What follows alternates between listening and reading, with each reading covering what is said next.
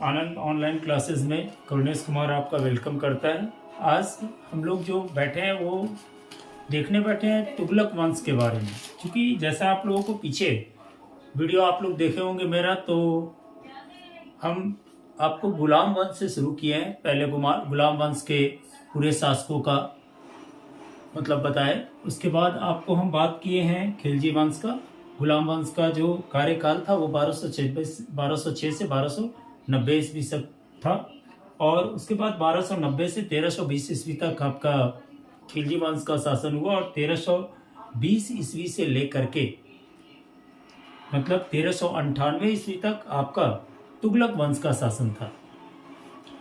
देखिए, जैसा हम लोग पहले के वीडियो में देखे कि तुगलक वंश का जो उदय हुआ वह हमारा जो खिलजी वंश के जो शासक थे कुतुबुद्दीन मुबारक खिलजी की हत्या के बाद इस वंश की नींव डाली गई थी। गद्दी पे बैठा था खुसरो खां, और खुसरो खां को भी आपको ज्यादा दिन वो शासन नहीं कर पाया। 5 सितंबर को ही उसको, उसी वर्ष 5 सितंबर को ही आपको गाजी मलिक जो था उसने उसको पराजित करके मुगल मतलब तुगलक वंश की स्थापना की।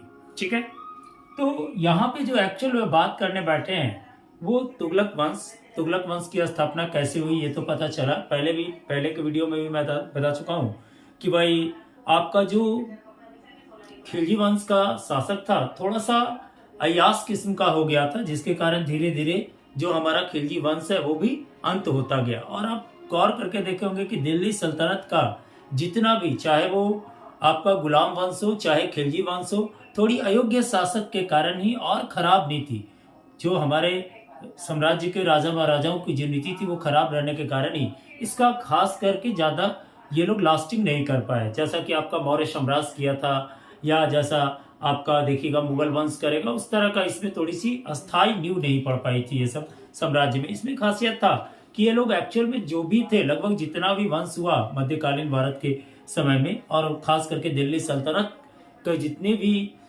ये वंश हुए 1400 ईस्वी के पहले या 1458 कह दे कि मुगल वंश की स्थापना के समय तक, तो लगभग गुलाम ही थे, यानी स्लेव ही थे। और स्लेव होना ही क्या होता है, किसी भी साम्राज्य को चलाने में वो अभिशाप साबित होता है। ठीक है, यहाँ पे बात करेंगे हम लोग तुगलक वंश में। तो तुगलक वंश में मेनली 4 शासक हुए थे, पहले वो बात करें।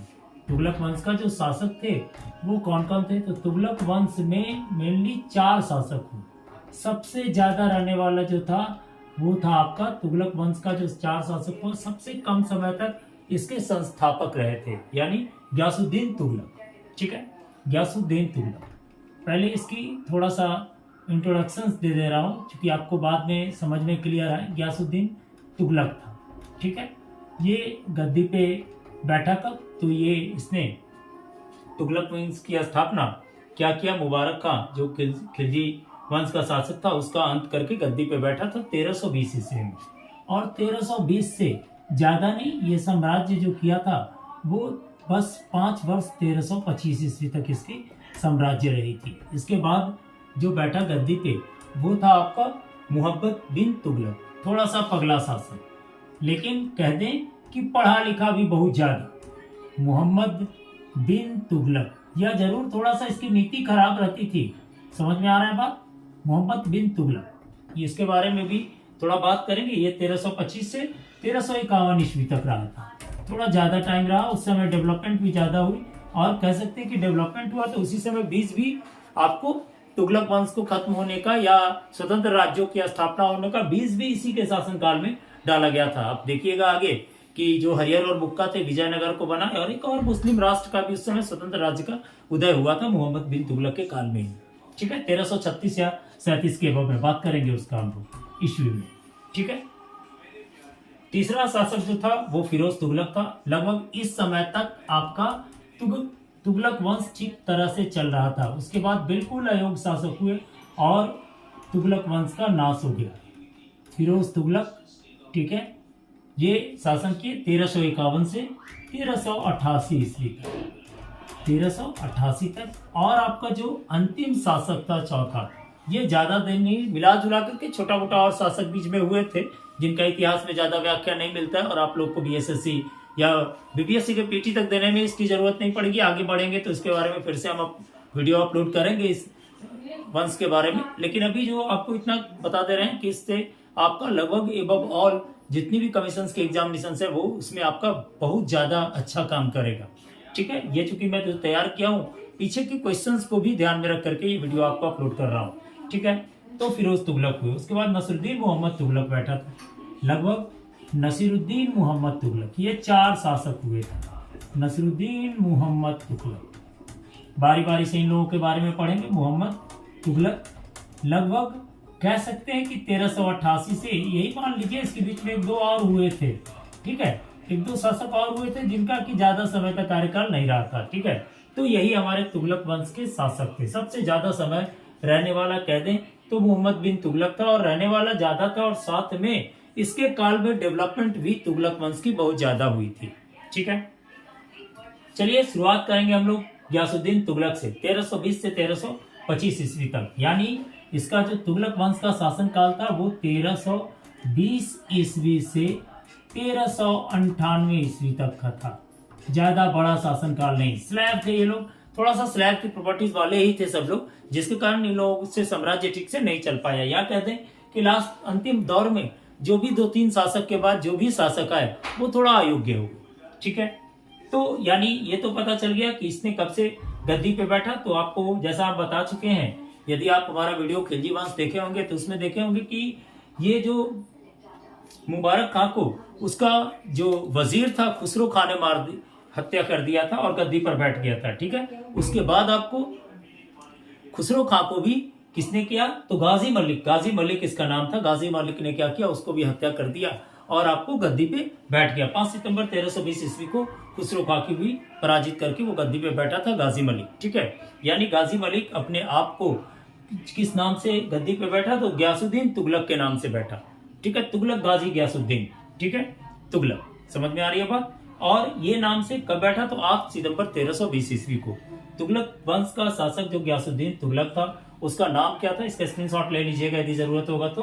ठीक है, आराम से ही बता रहे हैं, ज्यादा ये नहीं कर रहे हैं। तो एक बात यहाँ पे ध्यान दीजिएगा कि अब हमको बात करना है गयासुद्दीन तुगलक के बारे में बात करेंगे। ठीक है, पहला शासक जो था, शासक बना उस समय बहुत बदलाव लाया ये, और लाने की कोशिश भी किया। ठीक है, सबसे पहला काम क्या हुआ, ये गद्दी पे बैठा। तो कब बैठा, तो 8 सितंबर 1320 ईस्वी को ये गद्दी पे बैठ गया। ठीक है, 1320 ईस्वी को गद्दी पर बैठा। एक बात यहाँ पे ध्यान देने वाली चीज है कि जिस समय ये गद्दी पर बैठा उस समय बहुत ज्यादा अराजकता थी। खास करके अलाउद्दीन खिलजी का जो कड़े कानून थे उससे भी लोग त्रस्त थे। इसने उसपे थोड़ा सा मलहम लगाने का काम किया। सबसे पहले इसने क्या किया, तो जो किसानों का जो खालसा भूमि घोषित कर दिया गया था, ठीक है, उसे अमीरों को लौटा दिया। ठीक है, ये जानता था कि पहले अब साम्राज्य करेंगे तो अमीर वर्ग को मिलाएंगे तो थोड़ा ठीक ढंग से हमारा साम्राज्य चलेगा। ठीक है, तो इसने सबसे पहले क्या किया, तो खालसा भूमि जो बनाए थे हमारे खिलजी साहब और उनके बाद के शासक लोग, यानी खिलजी वंश के समय में, उसको इन्होंने खत्म करके अमीरों को क्या किया, दान में दे दिया, यानी खालसा भूमि को लौटा दिया। ठीक है, किसको लौटाया, तो खालसा भूमि को इसने लौटा दिया, खालसा भूमि को अमीरों को लौटा दिया। ठीक है, अक्सर क्वेश्चन आता है, अमीरों को लौटा दिया। ठीक है, शासक ज्यादा दिन रहा नहीं है लेकिन स्थापना किया। तो कहा जाता है कि जो इस्टेब्लिश करने वाले होते हैं वो साम्राज्य को स्थापित करते करते ही, खास करके मुस्लिम जो सल्तनत आया उस समय में, मुस्लिम लोग खास करके जब गद्दी पे बैठते बैठते वो काफी एजेड हो जा रहे थे, जिसके कारण जैसे आपने देखा होगा जलालुद्दीन खिलजी को भी देखा कि काफी एजेड हो गए, तब वो गद्दी पे बैठे 70 वर्ष की आयु में, और फिर उनकी मौत हो गई। और फिर जब अलाउद्दीन खिलजी बैठा तो उसने एक अलग ढंग का ही रूप रखा। ठीक है, वही बात हुआ इसके साथ भी, खालसा भूमि को इसने अमीरों को लौटा दिया। उसके बाद नहरों का ये मतलब कृषि पे बहुत ज्यादा ध्यान दिए, क्या कि यदि एग्रीकल्चर फार्म हमारा ठीक होगा तो हमारा शासन तंत्र ठीक से चलेगा। इसलिए इसने क्या किया, तो नहरों की सिंचाई का प्रबंध किया, और ये प्रथम मुस्लिम शासक थे जो नहरों की सिंचाई का प्रबंध करने वाले थे। यानी दूसरा बात इन्होंने क्या किया खास काम, तो बराबर क्वेश्चन आता है कि प्रथम मुस्लिम शासक कौन था जिसने, प्रथम मुस्लिम शासक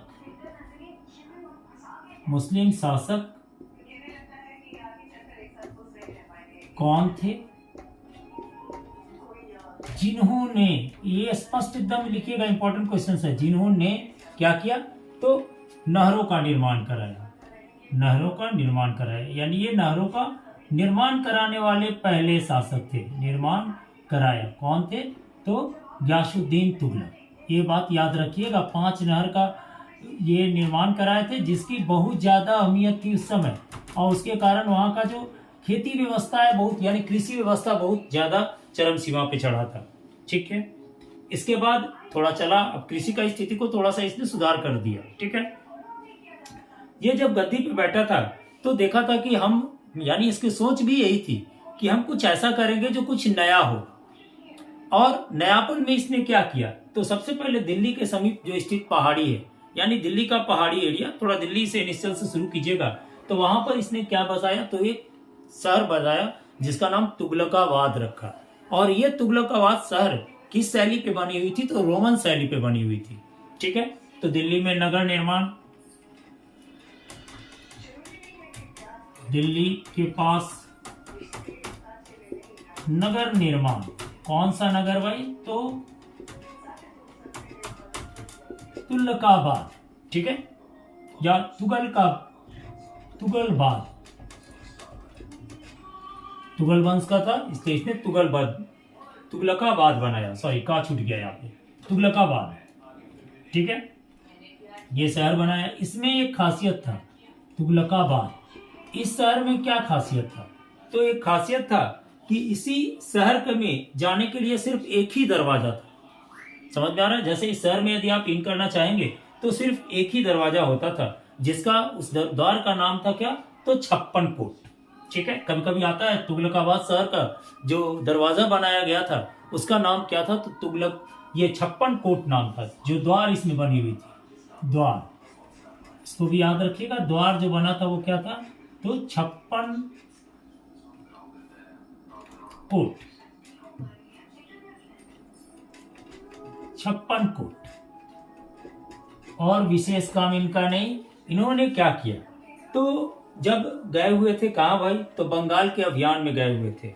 ठीक है, बंगाल के अभियान में गए हुए थे, वहां पे जीते भी, और क्या हुआ कि वहां पे जो जुन्ना खां के द्वारा बना हुआ जो एक लकड़ी का बनाया हुआ महल बनाया गया था, मतलब रहने के लिए, जैसे राजा महाराजा लोग यदि युद्ध में लड़कर आते थे और कहीं रुकना होता था तो सब सामान्य रूप से रहते थे, जैसे सब लोग अपना अपना तंबू लगाया या किसी तरह का, लेकिन राजा के लिए एक थोड़ा सा महल टाइप का बनाया जाता था। तो उस समय लकड़ी की महल बनी हुई थी, लोग नाच गाने कर रहे थे, अचानक वो लकड़ी का महल गिर गया, जिसके कारण महल कह दे, लकड़ी का छोटा सा झोपड़ा कह दे, घर कह दे, उस तरह का बना हुआ था, लकड़ी का गिर गया, जिसपे दब करके इनकी मृत्यु हो गई। और इनको किस नाम से जाना जाता था, एक बात बुलाना भूल गए, इनको हम लोग जुन्ना खां के नाम से जानते थे, सॉरी इनको नहीं, इनको जुन्ना खां के नाम से नहीं जानते थे। चलिए ठीक है, मोहम्मद बिन तुगलक को जुन्ना खां के नाम से जानते थे, थोड़ा सा दिमाग से हट गया। तो इनकी मृत्यु कब हो गई, तो इनकी मृत्यु 1925 ईस्वी को हुई, 1925 को। कब, तो बार बार 1900 याद आ जाता है, 1325 ईस्वी को। कब, 1325 ईस्वी को। कब, तो कहां से आ रहे थे, बंगाल अभियान से लौटते वक्त, बंगाल अभियान से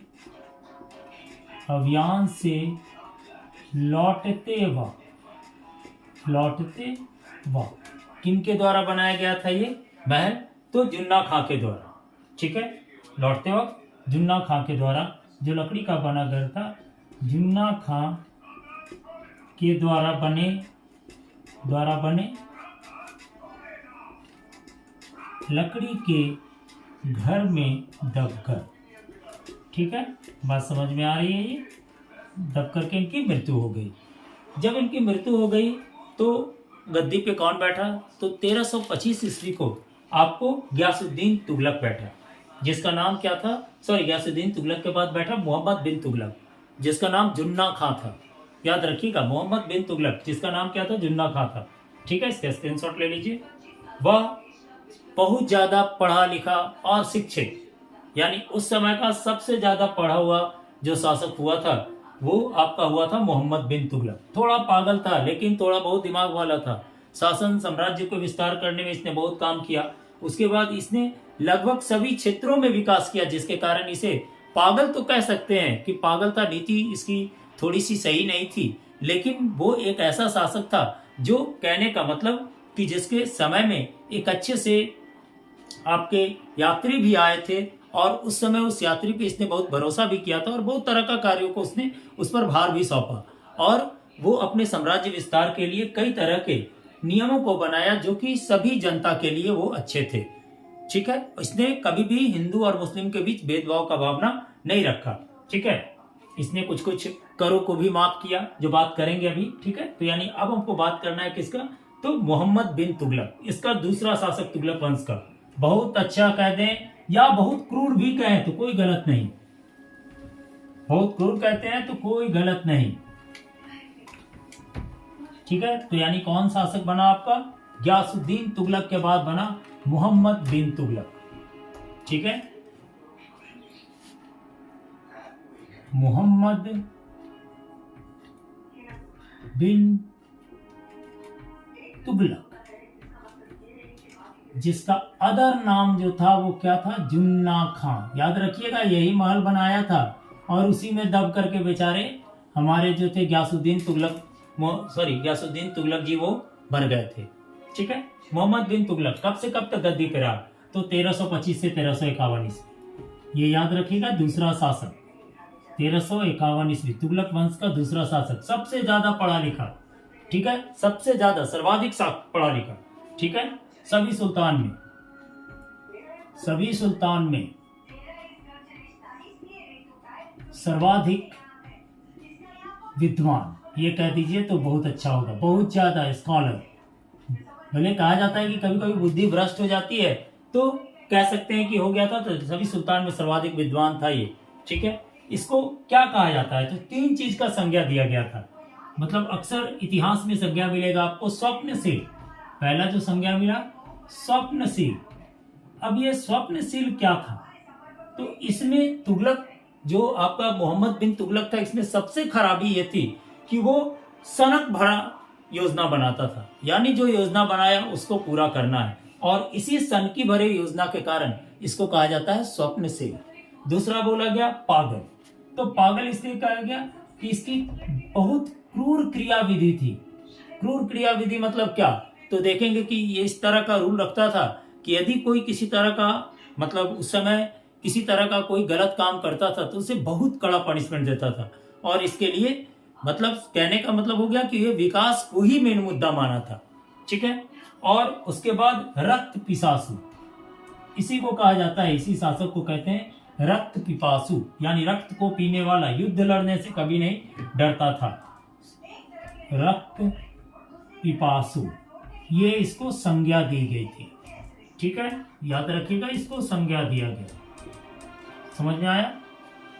अब ये भी क्या था, तो कृषि के विकास को करना चाहता था, यानी वो ये भी समझ गया था कि कृषि, चूंकि देखा था आपको कि जो गयासुद्दीन तुगलक थे वो बहुत तरह से आपको कृषि पे ही ध्यान दे रहे थे, तो इसने एक कृषि के विकास के लिए एक नवीन विभाग की ही स्थापना कर दी।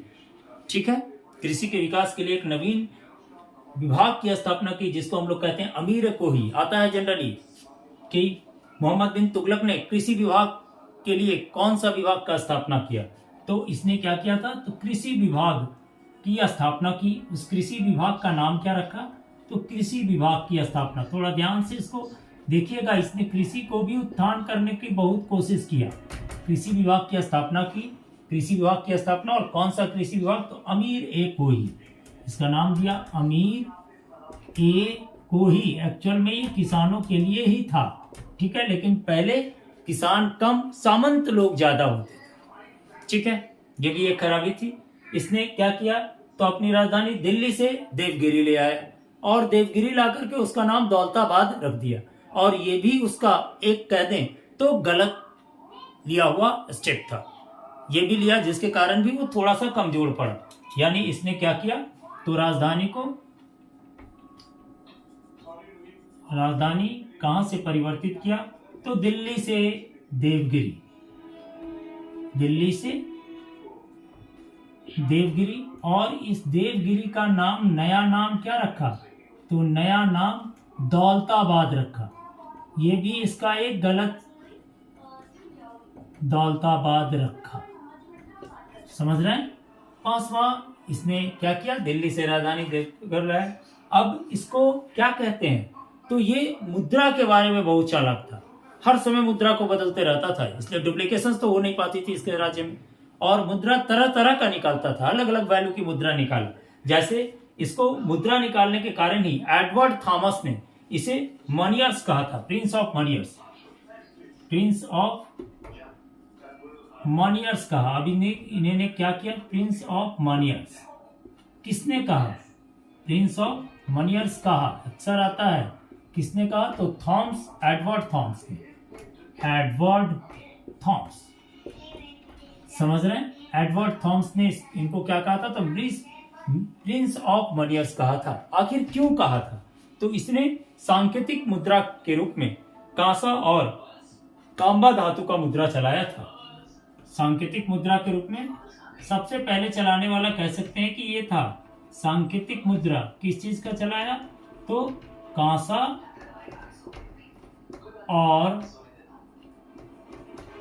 और तांबा का। ठीक है, समझ रहे हैं, तांबा का। ये बरनी के इतिहास के स्वरूप से पता चलता है। ठीक है, इसके बाद इसके शासनकाल में एक बहुत बड़ा यात्री आया था, मोरक्को का, अफ्रीका देश में होता है मोरक्को, वहां से आया था। कौन आया था, तो इबन बतूता। इबन बतूता आए थे कब, किसके साथ शासनकाल में, तो मोहम्मद बिन तुगलक के शासनकाल में 1333 ईस्वी को आया था यात्रा करने। मोहम्मद बिन तुगलक देखा उसको तो कहा कि अरे वाह, ये तो हमारे लिए बहुत काम का चीज है। चूंकि उससे बातचीत किया तो उसके से बहुत अलग ढंग का उससे परिवर्तन इसके मन में आया। तो इसने क्या किया, अपना जो दिल्ली का था उसको वहां का काजी नियुक्त कर दिया। ठीक है, और जब काजी नियुक्त किया उसके बाद भी उसके काम को देखते हुए इसने 1342 ईस्वी को राजदूत के रूप में भेजा था चीन। ठीक है, किसको, तो इबन तुता को, जो कि अपना एक पुस्तक भी लिखा, रैना पुस्तक, उसमें इबन तुता ने क्या किया है, तो मोहम्मद बिन तुगलक के शासनकाल को, उसकी पद्धति को बहुत ज्यादा विकास किया है या उसके बारे में बताया है। तो यहाँ पे कह सकते हैं कि मोहम्मद बिन के शासनकाल में कौन आया, तो अफ्रीकी मोरक्को से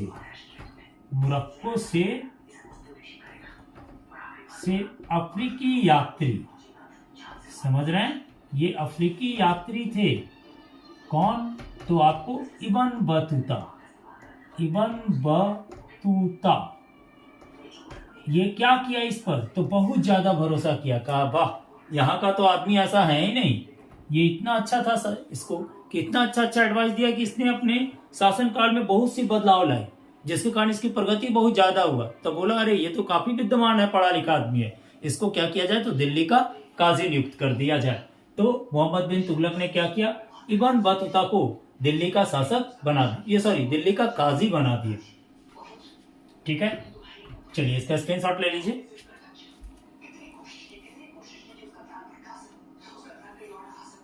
चलिए, यानी इबन बतूता आया कब, तो 1333 ईस्वी को। तो कौन आया, ये तो डिस्कस हो गया। तो इबन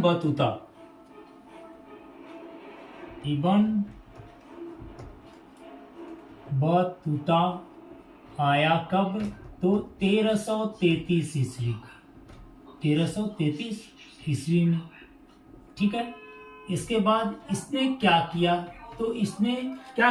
तो इसको जब दरबार में आया तो मोहम्मद बिन तुगलक प्रभावित होकर के इसको दिल्ली का काजी नियुक्त किया। ठीक है, क्या नियुक्त किया, तो दिल्ली का काजी नियुक्त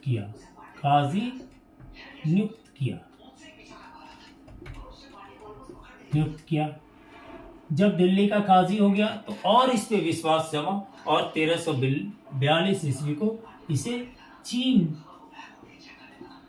में राजदूत बनाकर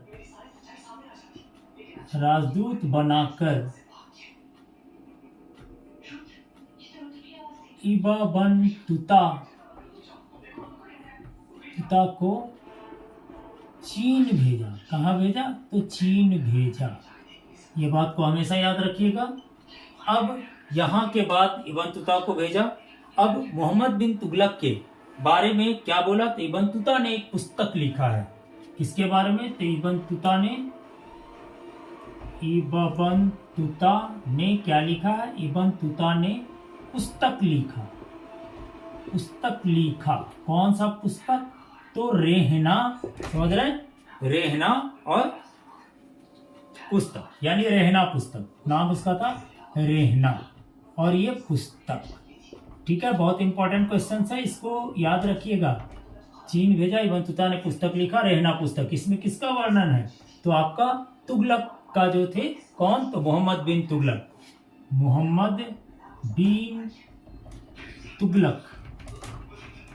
तुगलक की शासन व्यवस्था का इसमें वर्णन है। शासन व्यवस्था का वर्णन समझ में आ रहा है बात, व्यवस्था का वर्णन समझ में आई बात। ये इसमें क्या है, तो मोहम्मद बिन तुगलक के शासन व्यवस्था की वर्णन है। इसने क्या क्या चीज की स्थापना की, तो डाक चौकियों और डाक व्यवस्था की स्थापना की।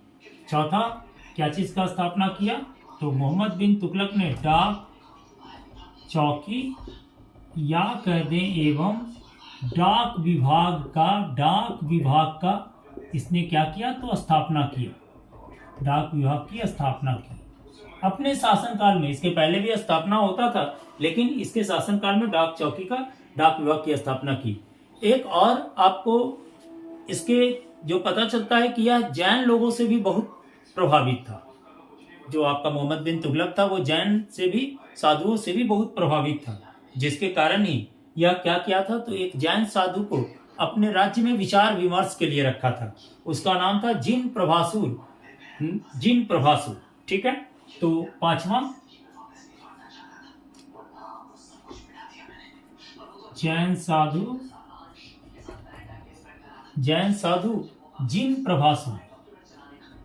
जिन प्रभासुर को मोहम्मद बिन तुगलक एमबीडी ने क्या, विचार विमर्श के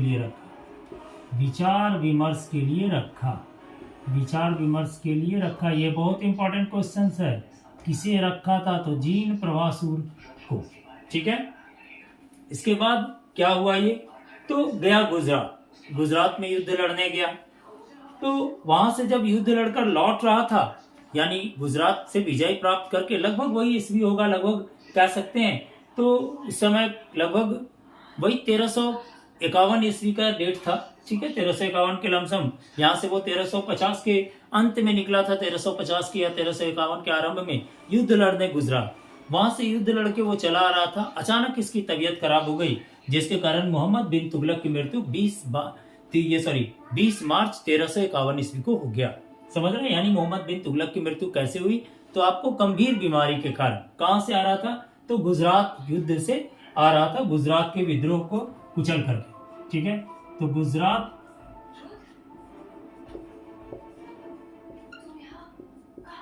विद्रोह को कुचलने के बाद लौटते समय, ठीक है, 20 मार्च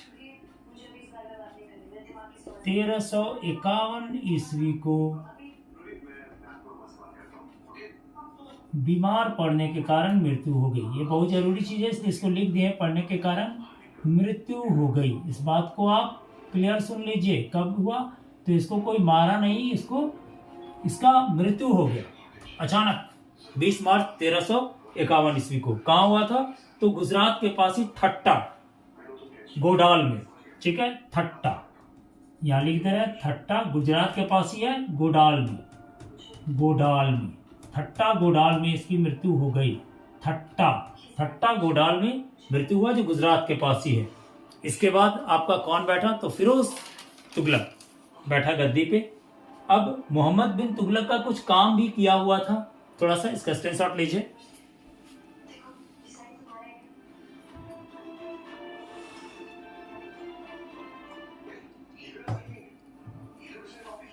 देखिए, इसके बाद मोहम्मद बिन तुगलक के शासनकाल में ही जैसा कि हम बोले थे कि धीरे धीरे स्वतंत्र राज्यों का उदय शुरू हो गया था, और कह दे तो मोहम्मद बिन तुगलक के शासनकाल में ही तुगलक वंश के अंत का दौर शुरू हो गया था। ठीक है, तो यहाँ पे कह सकते हैं कि मोहम्मद बिन तुगलक के बाद या के समय दो शासक उत्पन्न हुए, एक हिंदू शासक और दूसरा मुस्लिम शासक। तो मोहम्मद बिन तुगलक के समय में कौन से हिंदू शासक हुए थे? तो आपका एक हरियर और बुक्का, दो भाई थे। ठीक है, हरियर और बुक्का दो भाई थे जिन्होंने विजयनगर की स्थापना की थी 1336 ईस्वी। ठीक है, तो यानी किनके शासनकाल में? तो मोहम्मद बिन तुगलक के शासनकाल में। मोहम्मद बिन तुगलक के शासनकाल में, बिन तुगलक के शासनकाल में, तुगलक के शासनकाल में दो राज्य बना, दो स्वतंत्र राज्य की स्थापना हुई। ठीक है, दो स्वतंत्र राज्य बने, एक हिंदू था और एक मुस्लिम था। तो जो हिंदू राज्य था वो कौन था? तो इसके संस्थापक कौन थे? तो हरिहर और बुक्का, हरिहर और बुक्का ने विजयनगर की, दोनों भाई थे विजयनगर की, जिसके बारे में बात करेंगे हम 1336 ईस्वी को। ठीक है, और एक मुस्लिम शासक थे जो बने थे अलाउद्दीन बहमन। ठीक है, अलाउद्दीन बहमन शाह, बहमनी राज्य का। तो बहमनी राज स्वतंत्र राज्य बना था। कौन थे? तो इसके संस्थापक जो थे वो कह सकते हैं अलाउद्दीन बहमन शाह, अलाउद्दीन मुस्लिम शासक, अलाउद्दीन बहमन शाह। लगभग उसी काल में 1338 के लगभग, ठीक है, सॉरी 1347 में, इसी के शासनकाल में 1347 ईस्वी को ये दोनों स्वतंत्र शासक बन गए थे। यानी उसी समय तुगलक वंश का लगभग अंत की बिगुल बज चुकी थी। ठीक है, अब बदायूं क्या लिखता है? तो बदायूं एक बहुत अच्छी बात लिखता है इसके बारे में, ये भी जनरली क्वेश्चन आता है। बदायूं का कथन, बदायूं जब मरा, कौन मरा? तो मोहम्मद बिन तुगलक। बदायूं ने लिखा किसके मरने पर? तो मोहम्मद बिन तुगलक के मरने पर, मोहम्मद बिन तुगलक के मरने पर क्या लिखा? तो लोगों को उससे मुक्ति मिली। पहला बात देखिएगा क्या लिखा, वो बहुत बड़ा बात लिखा, लोगों को उससे मुक्ति मिली।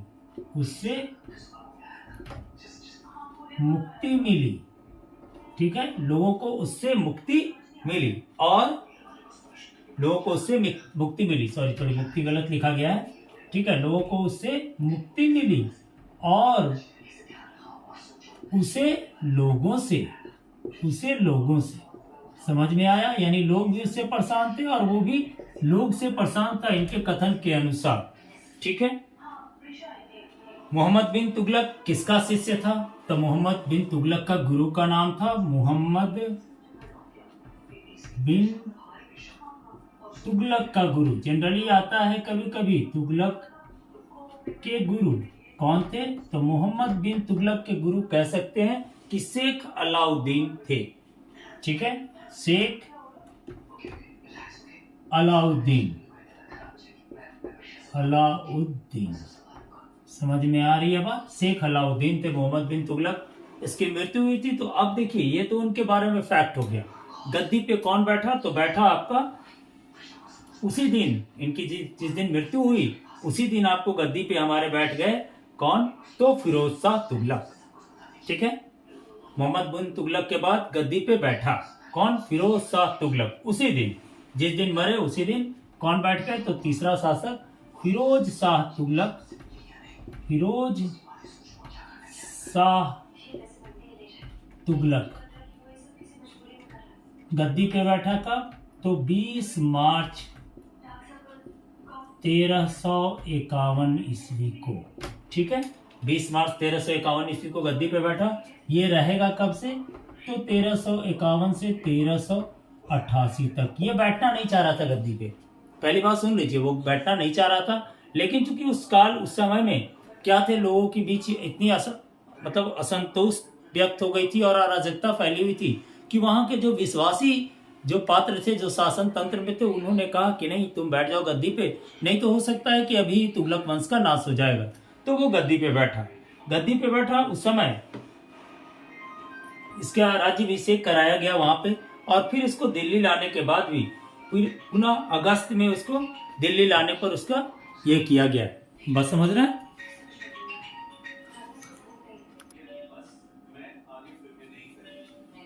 चलिए, तो ये थे फिरोज शाह तुगलक, 20 मार्च 1351 ईस्वी को गद्दी पे बैठे। ठीक है, अब इनका देखिए, ये बेचारा लगभग समझिए तो अंतिम शासक ही था। फिरोज शाह तुगलक आया, बैठा गद्दी पे। इसने क्या किया, तो जो कर था उसको पहले माफ किया। कौन कौन सा? तो जो मोहम्मद बिन तुगलक के द्वारा 24 कर लगाए गए थे। ठीक है, तो मोहम्मद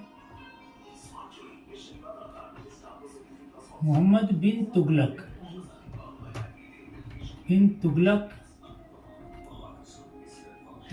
के समय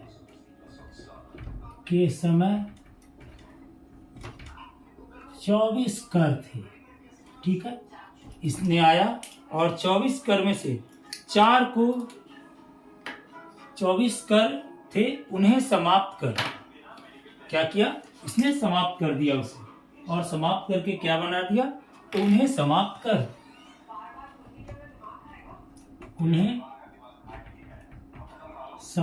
कर 4 कर लागू किए।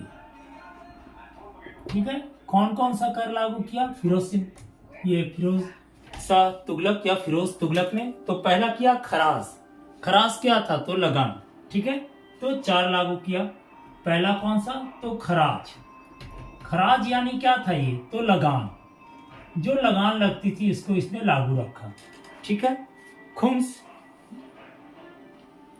इसने किसको लागू किया, खराज को किया। दूसरा खुम्स क्या था, तो याद कीजिए, ये लड़ाई के समय लूटा धन था ये। ठीक है, उसके बाद जकात, तीसरा हो गया जकात, और चौथा जो था एक सिंचाई कर लगाया। ये भी इसका एक सिंचाई कर बोल दीजिए, या हाँ सिंचाई कर ही बोलिए इसको, कृषि कर भी कह सकते हैं, सिंचाई कर लागू किया। ठीक है, जिसमें क्या था, तो 1/10 भाग लेना था, उपज का 1/10 भाग का ये रेशियो रखा था, यानी ज्यादा ये लोड नहीं किया। ठीक है, इसके बाद क्या किया, तो ब्राह्मण पर भी क्या लगा दिया, तो जजिया कर लगा दिया। ठीक है, जो आज तक मुस्लिम शासक नहीं किया था, क्या किया, तो दूसरा ब्राह्मणों पर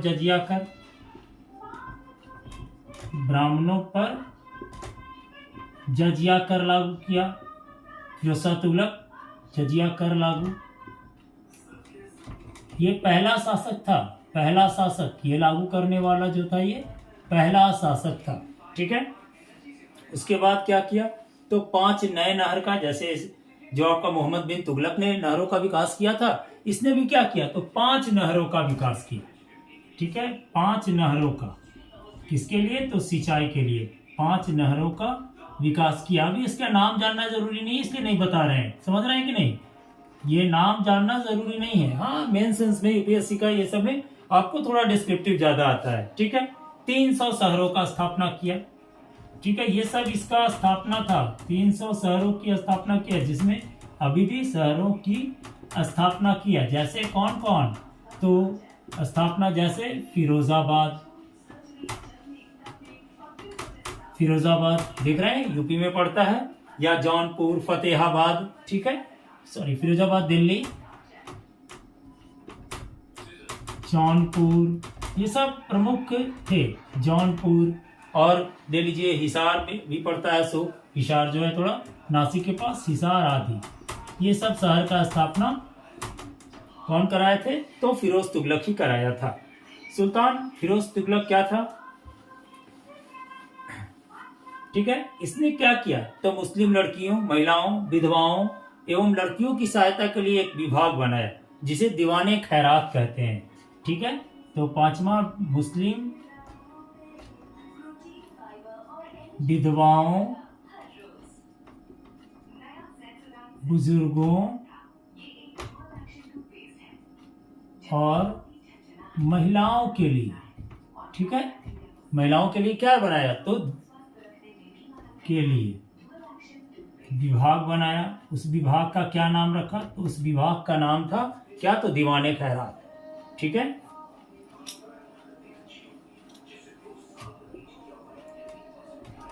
दीवाने खैरात। एक और इसका जो नीति था वह दास के लिए भी बहुत ज्यादा ध्यान देता था। ये अपने शासनकाल में समझता था कि यदि दास ठीक से रहेंगे तो हमारी शासन पद्धति बिल्कुल सही से चलेगी, इसका ये भी मानना था। यानी इसने नीचे से नीचे तबके के लोगों को भी देखभाल किया। तो इसने दास को देखभाल करने के लिए क्या बनाया, तो इसने दीवाने बंदगान बनाया। ठीक है, ये सब इसके विभाग की दासों को देखभाल के लिए, दासों को देखभाल के लिए, चूंकि जानता था कि दास जो होते हैं उनके साथ अच्छा व्यवहार नहीं होता है, देखभाल करने के लिए कौन सा विभाग, तो विभाग का नाम है दीवाने।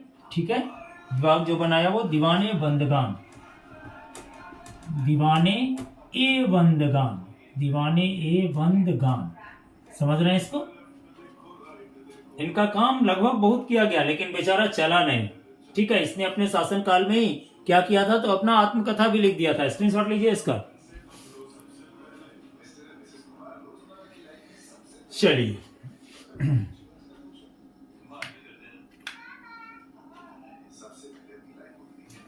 ये सब इसका काम किया गया था। सैन्य के लिए क्या किया, तो सैन्य के लिए इसने सेनाओं के लिए क्या किया, तो उसको पद को वंशागत बना दिया कि यदि बाप है तो बेटा भी कुर्सी पे रह सकता है बाप के बाद। ठीक है, यानी कह दीजिए तो अनुकंपा का जो जॉब है उसको एक तरह से उसने अस्थायी कर दिया। ठीक है, इस तरह से उन्होंने क्या किया, तो अस्थायी बना दिया। तो इसके लिए क्या किया, सैन्य पदों को वंशागत बना दिया। तो सैन्य पद क्या हो गए,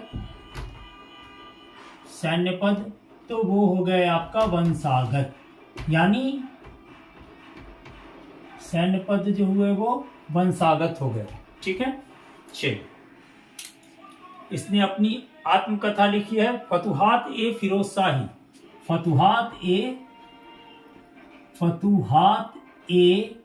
फिरोज शाही, फिरोज शाही किनका है, तो फिरोज तुगलक की आत्मकथा। बहुत आता है, बहुत इंपॉर्टेंट क्वेश्चन है ये कि फिरोज तुगलक की आत्मकथा क्या है, तो फतुहात ए फिरोज शाही, फतुहात ए फिरोज शाही। समझ रहे हैं? ठीक है, अब फिरोज तुगलक क्या हुआ, कहा जाता है कि जिस शासक की उत्पत्ति होती है उसकी मृत्यु भी होती है। ठीक है, तो सवाल है इसका भी मृत्यु सितंबर 1388 ईस्वी को हो गया। अपना नेचुरल, मतलब कह सकते हैं कि नेचुरल ही उनकी डेथ हुई। ठीक है, फतुहात ए फिरोज शाही, इन्होंने जो सिक्के चलाए उसको कहते हैं अद्धा तथा विक। जो सिक्के चलाए उनको क्या कहते हैं, ये भी लिख लीजिए। सिक्के चलाए वो कहलाया क्या, तो अद्धा या विक, अध्या या विक। अंत में इनकी मृत्यु कब हो गई, तो 1388 ईस्वी को फिरोज तुगलक का मृत्यु हो गया। मृत्यु के बाद कोई ऐसा शासक नहीं बैठा। मृत्यु 1388 ईस्वी को। जब इसकी मृत्यु हुई तो आमतौर पे नॉमिनेट रूप से क्या करवाया गया, तो दिल्ली में फिरोज शाह दुर्ग का निर्माण कराया गया। ठीक है, फिरोज तुगलक ने ही कराया था। तुगलक वंश का जो अंतिम शासक हुआ वो हुआ आपका नसरुद्दीन मोहम्मद तुगलक। ठीक है,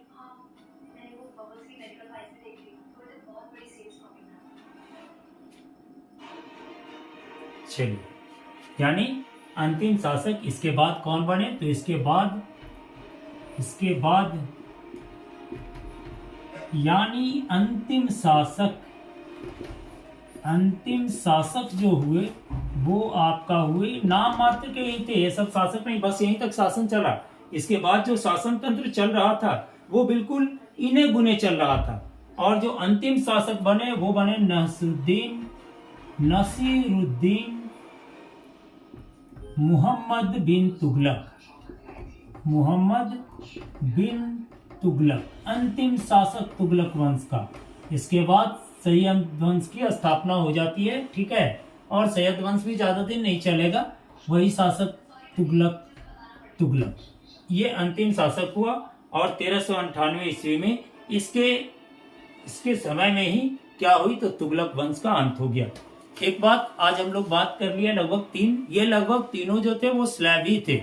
एक बात कह दीजिए दिल्ली सल्तनत का। आशा कर रहे होंगे कि आप हमारे वीडियो को देख रहे होंगे। एक बात आपको हम बता रहे हैं कि हमारा वीडियो जो है बिल्कुल जैसा कि मैंने कहा था कि एकदम टाइम टू टाइम लेकर चलेंगे। जैसे कि हमने शुरू किया मध्यकालीन भारत, तो पहले गुलाम वंश बताए, उसके बाद खिलजी वंश बताए, इसके बाद आज हम आपको बता रहे हैं जो तुगलक वंश को बताया। ये सब क्या है, देखिए हिस्ट्री सब्जेक्ट ऐसा सब्जेक्ट होता है जिसको आप चाहेंगे कि एक दिन में मैं कवर कर लूं, तो वो कवर होने वाली बात नहीं होती। झूठ मूठ का मैं वीडियो बना दे कि 1 घंटे में आपको पूरा मिडिवल पीरियड खत्म कर देंगे 2 घंटे में, वो कभी संभव नहीं है, ठीक है। तो हम बताएंगे बाबू आप लोगों को कि ऐसा कीजिएगा कि पार्टिकुलर आप जैसे हम बता रहे हैं, ठीक है, ये आपको एक जनरल कॉन्सेप्ट दे रहे हैं, इससे आपको बहुत फायदा 90% आपको फायदा मिलेगा। और यदि फायदा चाहते हैं और खुद अपने आप को अपने एक अच्छे जगह पे पहुंचाना चाहते हैं, तो आप लोग कृपया हम आपसे रिक्वेस्ट करेंगे कि हमारा वीडियो को बराबर देखें।